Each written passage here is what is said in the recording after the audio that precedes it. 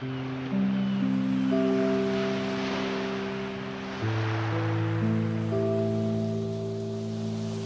οδοντιατρική σήμερα έχει πάρει μια πολύ διαφορετική μορφή από αυτή που είχε στο παρελθόν.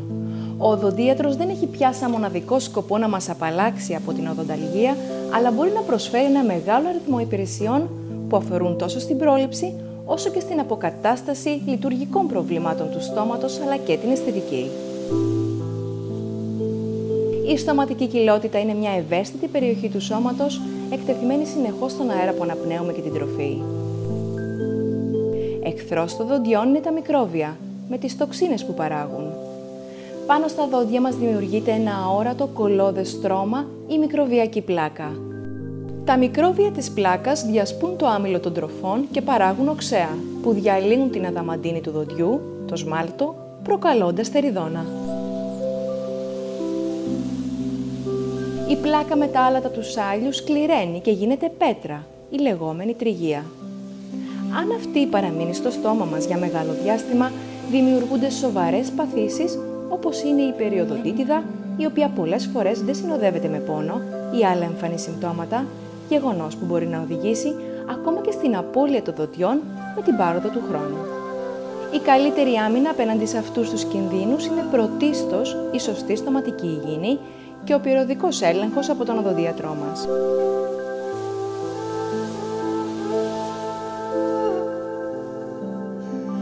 Πρώτο και σημαντικότερο βήμα είναι το σωστό βούρτσισμα. Αυτό πρέπει να γίνεται τουλάχιστον 2 φορές την ημέρα, πρωί και βράδυ. Ιδανικό βεβαίως είναι το βούρτσισμα μετά από κάθε γεύμα. Σημαντικό είναι να αναφέρουμε ότι το πρωινό βούρτσισμα των δοντιών δεν είναι απαραίτητο να γίνεται αμέσως μόλις ξυπνήσουμε, αλλά μετά το πρόγευμα, καθώς τα υπολείμματα της τροφής που παραμένουν ανάμεσα και πάνω στα δόντια είναι κατά κύριο λόγο η αιτία για τις περισσότερες βλάβες των δοντιών. Απολύτως απαραίτητο επίσης είναι το βούρτσισμα πριν κοιμηθούμε, αφού κατά τη διάρκεια του ύπνου μειώνεται σημαντικά η ποσότητα του σάλιου και η αντιμικροβιακή δράση του. Το σωστό βούρτσισμα τώρα. Το βιαστικό βούρτσισμα των 30 δευτερολέπτων δεν καθαρίζει, δίνει απλώς μια αίσθηση φρεσκάδας. Χρειαζόμαστε τουλάχιστον 2 λεπτά για ένα σωστό βούρτσισμα, ενώ σε ορισμένες περιπτώσεις, ανάλογα την κατάσταση και την ανατομία της οδοντοστοιχείας μας, μπορεί να χρειαστεί ακόμη περισσότερος χρόνος. Αυτό θα μας το πει ο οδοντίατρος.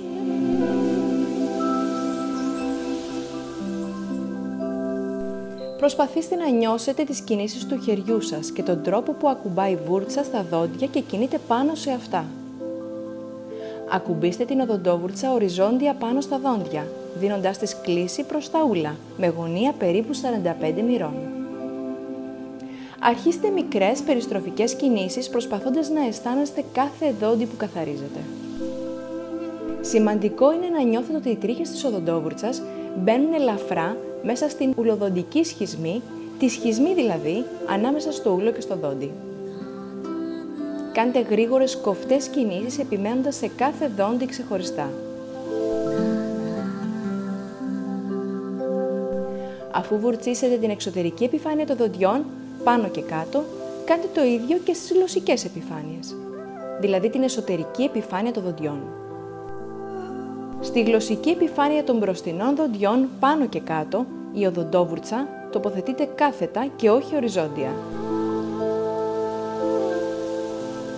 Τελευταίες καθαρίζονται οι μασιτικές επιφάνειες των δοντιών με κινήσεις μπρος και πίσω. Δώστε έμφαση σε σημεία δύσκολα, όπως στραβά, συνοστισμένα δόντια ή φρονιμίτες που αρχίζουν να προβάλλουν από τα ούλα. Τέλος, καθαρίζουμε και τη ράχη της γλώσσας, είτε με την οδοντόβουρτσα, είτε με την ειδική ξύστρα καθαρισμού γλώσσας.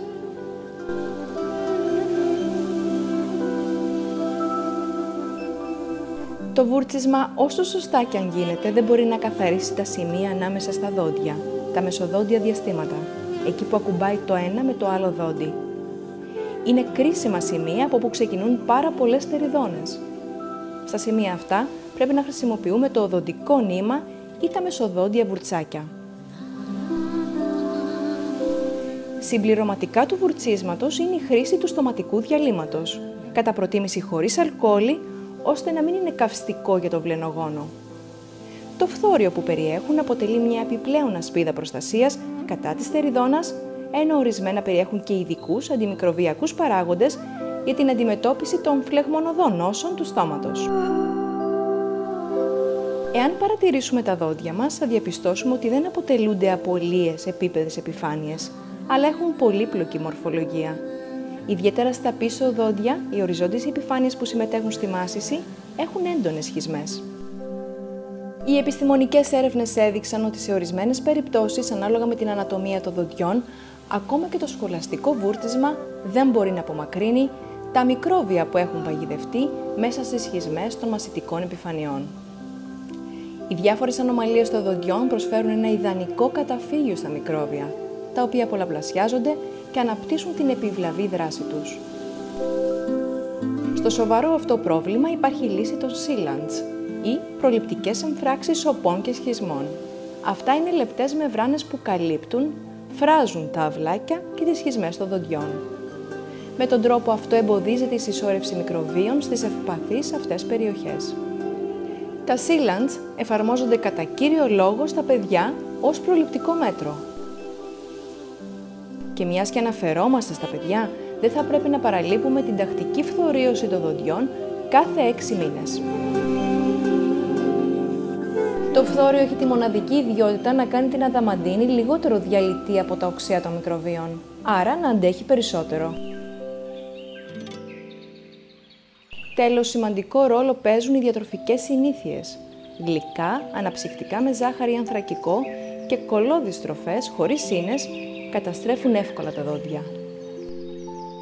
Η τακτική επίσκεψη στον οδοντίατρο 1 με 2 φορές το χρόνο έχει ουσιαστική σημασία, όχι μόνο για την έγκαιρη διάγνωση και θεραπεία των νόσων του στόματος, αλλά και τη σωστή πρόγνωση και διατήρηση του αποτελέσματος. Ο οδοντίατρος θα ελέγξει σχολαστικά την κατάσταση των δοντιών, των ούλων και γενικά όλης της στοματικής κοιλότητας. Αν χρειαστεί, θα προβεί στη λήψη μιας σειράς μικρών ακτινογραφιών για να εντοπίσει βλάβες των δοντιών που δεν μπορούν να διαπιστωθούν με μια απλή εξέταση. Με τις συχνές επισκέψεις μπορούμε να ανιχνεύσουμε την τεριδώνα όσο είναι σε αρχικό στάδιο, πριν επεκταθεί.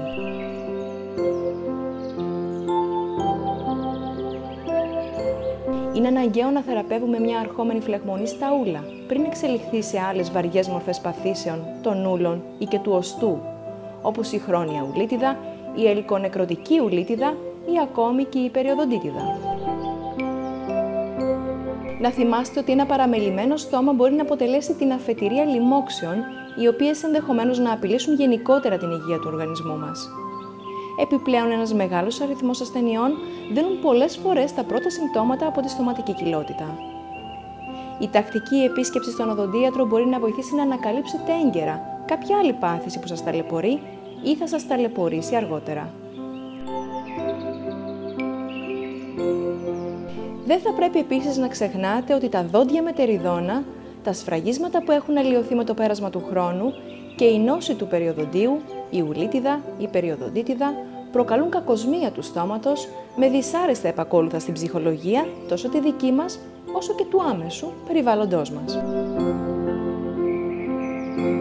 Επιπρόσθετα, η μάση της τροφής με δόντια λιγότερα από το φυσιολογικό αριθμό δεν γίνεται σωστά, με αποτέλεσμα όταν παρατείνεται και αμελείται η κατάσταση να δημιουργείται πρόβλημα στο στομάχι, το οποίο δυσκολεύεται να χωνέψει την τροφή.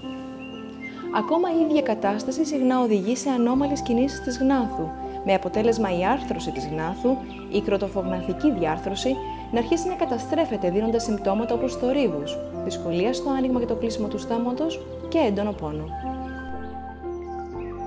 Όσο καλή και αν είναι η φροντίδα του στόματός μας, με τη μέθοδο στοματικής υγιεινής που ακολουθούμε, χρειάζεται και μια συντονισμένη επαφή με τον οδοντίατρο σε ταχτά χρονικά διαστήματα, για ένα γενικό έλεγχο, αλλά και οδοντιατρικό καθαρισμό.